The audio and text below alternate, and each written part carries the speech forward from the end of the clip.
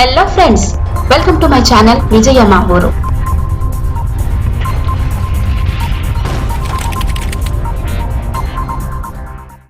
నాడు పాండవుల ఆవాసం, మరి నేడు ప్రసిద్ధ పుణ్యక్షేత్రం.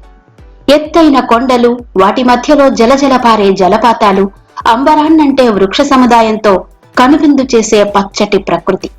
వీటి మధ్యలో పరమేశ్వరుడు ఉమా కోటిలింగేశ్వరుడుగా వెలసిన పుణ్యక్షేత్రం పుణ్యగిరి.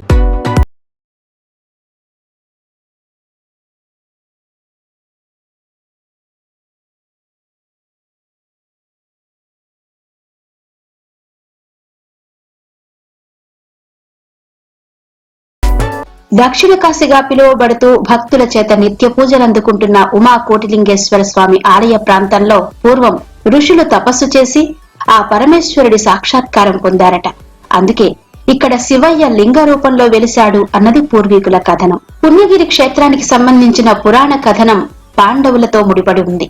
మహాభారత కాలంలో పాండవులు కౌరవులతో పాచికలాటలో ఓడిపోయి ఆటలోని నిబంధనల ప్రకారం అరణ్యవాసం, అజ్ఞాతవాసం చేయవలసొచ్చింది. ఆ సందర్భంలో పాండవులు అరణ్యవాసం ముగించుకుని అజ్ఞాతవాసం చేస్తున్న కాలం ఇక్కడే గడిపినట్టు చెప్తారు. ఇక్కడ పుణ్యగిరి కొండపై విరాటరాజు కోట ఉండేదని, ఆ కోటలోనే పాండవులు అజ్ఞాతవాస సమయంలో తలదాచుకున్నారని, అలా ఇక్కడ అజ్ఞాతవాసం చేస్తున్నప్పుడు ప్రతిరోజు ఇక్కడ జలధారలలో స్నానం చేసి పరమేశ్వరుని అర్చించేవారని చెప్తారు.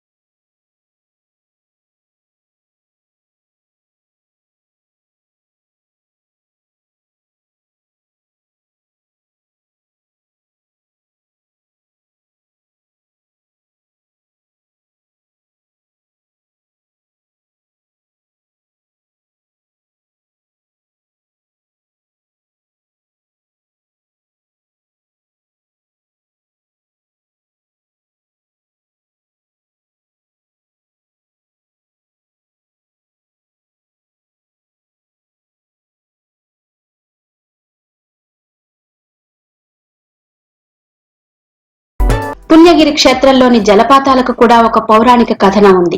అందులో ప్రధానంగా ఇక్కడ అత్యంత ప్రసిద్ధి చెందిన పుట్టుధార గురించి చెప్పుకోవాలి. క్షేత్రంలోని శివలింగం పాదాలను తాకుతూ వచ్చే ఈ పుట్టుధార ఎక్కడి నుంచి వస్తుందో ఎవరికీ తెలియని విషయం.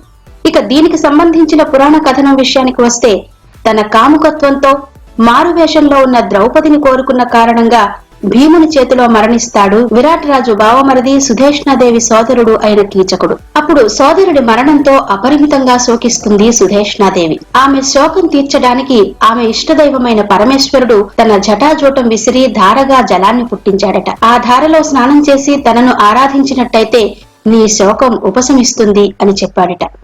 సుధేష్ణాదేవి ఆ విధంగానే చేసింది.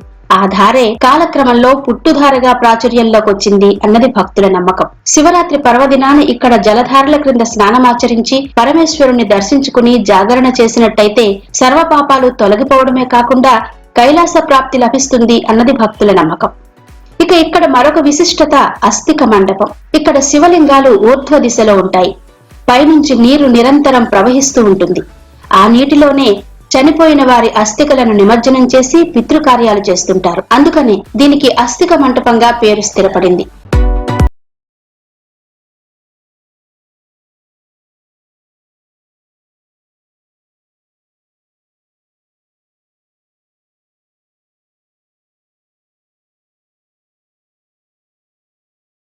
ఇక ఈ చుట్టుప్రక్కల ప్రాంతాల పేర్లు కూడా మహాభారత కథనాలకు సంబంధించి పుట్టినవేనని చెప్తారు. ప్రస్తుతం మనం శృంగవరపు కోట అని పిలుచుకుంటున్న ప్రాంతంలోనే కీచకుడి కోట ఉండేదట. దానిని అతడు తన శృంగార కార్యకలాపాలకు వినియోగించుకునేవాడని, కాలక్రమేణా ఆ కోటే శృంగారపు కోటగా, ఆ తరువాత శృంగవరపు కోటగా మారింది అన్నది ఒక కథనం. కార్తీక మాసం వచ్చిందంటే ఈ క్షేత్ర పరిసరాలన్నీ శివనామస్మరణతో మారుమోగిపోతాయి.